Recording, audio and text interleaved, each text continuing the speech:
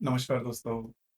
मकर राशि के सप्तम भाव में संपूर्ण नवंबर महीने में मंगल जो है वो भ्रमण करने जा रहा है। उसी प्रकार आपके पंचम भाव में भ्रमण करने वाला जो गुरु है वो भी वक्री हो चुका है। अब यहाँ पर एक बात जो है जो कि सबसे महत्वपूर्ण और शुभ फलदायी है, खास करके आपके राशि का जो स्वामी है शनि, जो कि आपके द्वितीय भाव में भ्रमण कर रहा है। पिछले 3-4 महीने से ये वक्री था। नवंबर के 16 तारीख के बाद ये जो शनि है वो मार्गस्थ होने जा रहा है।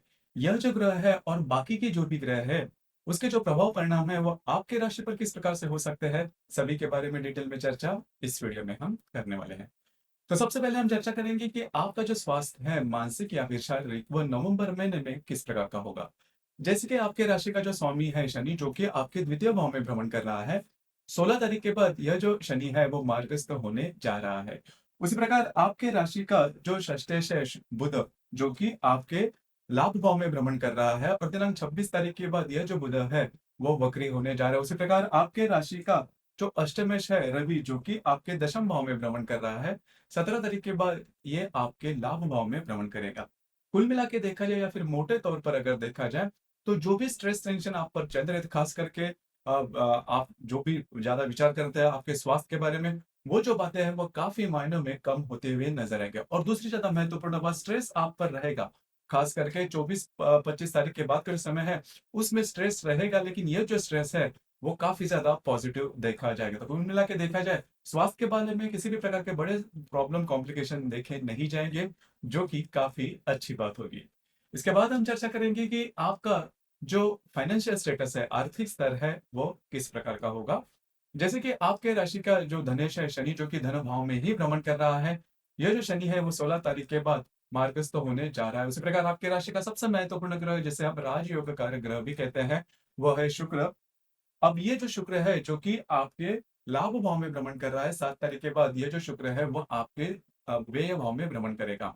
उसी प्रकार आपके राशि का जो अष्टमेश है रवि, जो कि दशम भाव से लाभ भाव में भ्रमण करेगा, और जो लाभेश है मंगल, जो कि आपके सप्तम भाव में भ्रमण कर रहा है, और संपूर्ण महीना ये आपके सप्तम भाव में ही भ्रमण करेगा।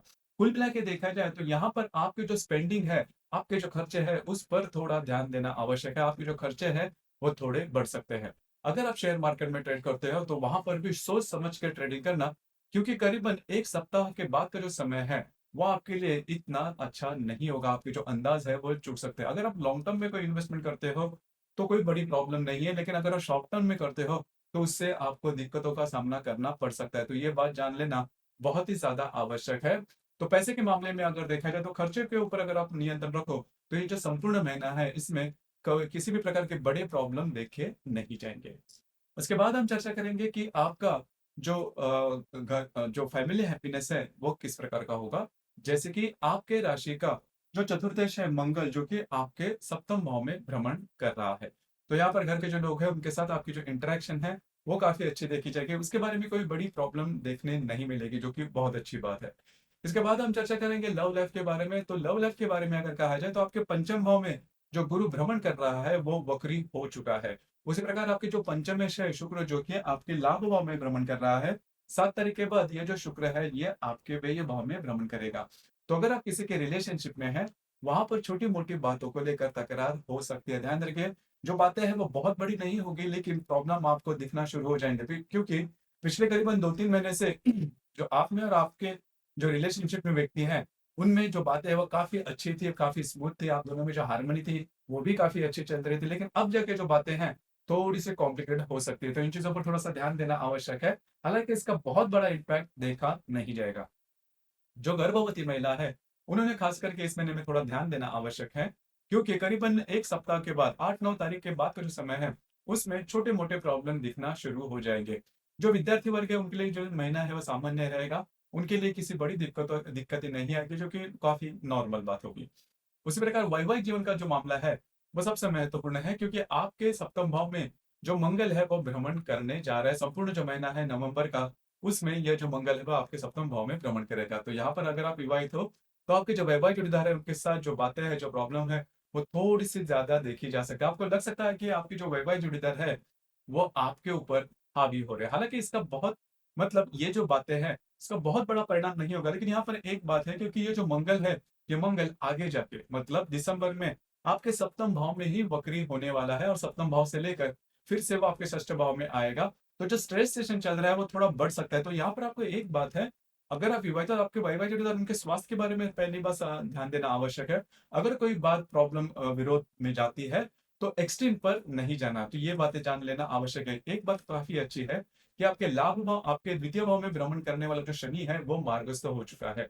तो आपके जो वैवाहिक जोड़ीदार है उनके स्वास्थ्य रिलेटेड जो भी प्रॉब्लम है वो इस महीने में नॉर्मल होने की संभावना काफी अच्छी बन रही है। अब हम चर्चा करेंगे कि आपका जो करियर है उससे रिलेटेड, आपका जो कार्य क्षेत्र है उससे रिलेटेड, जैसे कि आपके राशि का जो धनेश जो आप कर्मेश है शुक्र, जो कि आपके लाभ भाव में भ्रमण कर रहा है 7 तारीख के बाद, यह आपके द्वितीय भाव, आपके व्यय भाव में भ्रमण करेगा। उसी प्रकार आपके दशम भाव में भ्रमण करने वाला जो रवि है वो 17 तारीख के बाद आपके लाभ भाव में भ्रमण करेगा। तो कार्य क्षेत्र से रिलेटेड किसी भी प्रकार की दिक्कतों का सामना करना नहीं पड़ेगा।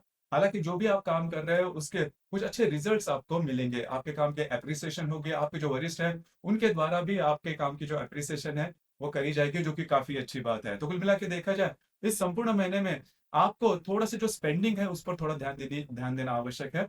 उसी प्रकार वैवाहिक जीवन का जो मामला है वो थोड़ा सा डामाडोल हो सकता है, बस आपको इसी के ऊपर थोड़ा ध्यान देना आवश्यक होगा। इसके बाद हम चर्चा करेंगे कि डे टू डे लाइफ में जो ग्रह योग है उसके जो प्रभाव परिणाम है वो किस प्रकार के होंगे। जैसे कि दिनांक 2 तारीख को मंगल और बुध का त्रिकोण योग होने जा रहा है। मंगल जो कि आपके सप्तम भाव में भ्रमण कर रहा है, जो बुध आपके लाभ भाव में भ्रमण कर रहा है, दोनों का जो त्रिकोण योग है आपके लिए शुभ फलदायी साबित होगा। खास करके आपकी जो वैवाहिक जोड़ीदार है उनके साथ आपकी इंटरेक्शन काफी अच्छी देखी जाएगी। डॉक्यूमेंट से रिलेटेड या फिर फाइनेंस से रिलेटेड जो भी बातें हैं वो इन दिनों में आप हाथ में ले सकते हो, खास करके इन्वेस्टमेंट के बारे में। तो जो बातें हैं वो आपके लिए काफी ज्यादा इजी हो जाएगी। आपकी जो वैवाहिक जोड़ीदार है उनके साथ कहीं बाहर घूमना फिरना भी हो सकता है। इसी प्रकार दिनांक 4 तारीख को शनि और रवि का त्रिकोण योग होने जा रहा है। शनि जो कि आपके द्वितीय भाव में भ्रमण कर रहा है, जो रवि आपके दशम भाव में भ्रमण कर रहा है, दोनों का त्रिकोण योग आपके लिए बहुत ही ज्यादा शुभ फलदायी साबित होगा। कार्य क्षेत्र से रिलेटेड कुछ अच्छी अपॉर्चुनिटी आपको मिल सकती है।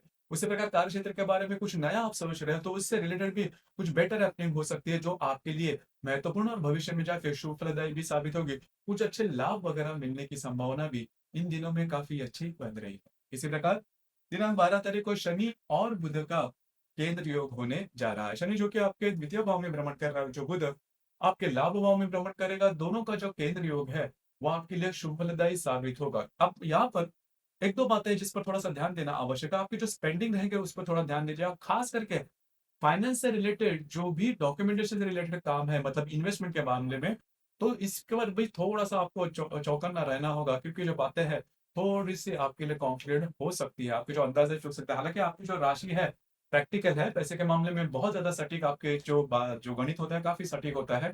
लेकिन इन दिनों में थोड़ी सी बातें जो है वो थोड़ी सी अलग हो सकती है। इसी प्रकार दिनांक 17 तारीख को हर्षल और रवि का प्रतियोग होने जा रहा है। रवि जो कि आपके लाभ भाव में भ्रमण करेगा, जो हर्षल आपके पंचम भाव में वक्री भ्रमण कर रहा है। दोनों का जो प्रतियोग है, खास करके आपकी जो स्पेंडिंग है वो ज्यादा हो सकती है। अगर आप किसी के रिलेशनशिप में है वहां पर जो बातें हैं वो काफी ज्यादा प्रॉब्लम में आ सकती है। उसी प्रकार जो गर्भवती महिला है उन्होंने भी खुद के स्वास्थ्य के बारे में ध्यान देना बहुत ही ज्यादा आवश्यक होगा। रवि हर्षल का जो प्रतियोग है वो अचानक ऐसी कोई बात सामने आएगा जिसके बारे में आपने सोचा भी नहीं था। तो इन चीजों पर थोड़ा सा ध्यान दीजिए। इसी प्रकार दिनांक 19 तारीख को नेपच्यून और रवि का त्रिकोण योग होने जा रहा है। रवि जो कि आपके लाभ भाव में भ्रमण करेगा और जो नेपच्यून आपके तृतीय भाव में भ्रमण कर रहा है, दोनों का जो त्रिकोण योग है आपके लिए शुभ शुभ फलदायी साबित होगा।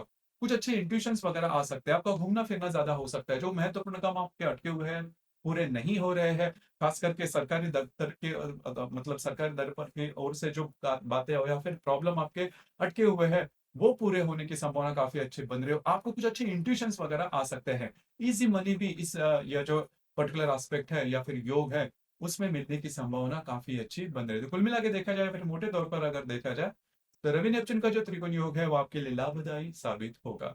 इसी प्रकार इस महीने की जो अमावस्या है वो 1 तारीख को लक्ष्मी पूजन की है। जो इस महीने में हालांकि दो अमावस्या आ रही है, एक तारीख को है, दूसरी 30 तारीख को है, और जो पूर्णिमा है वो 15 तारीख को है। तो 1, 15 और 30, इन 3 दिनों के दरमियान किसी भी प्रकार के महत्वपूर्ण काम बिल्कुल भी नहीं करना। आपके जो अंदाज है वो चूक सकते हैं।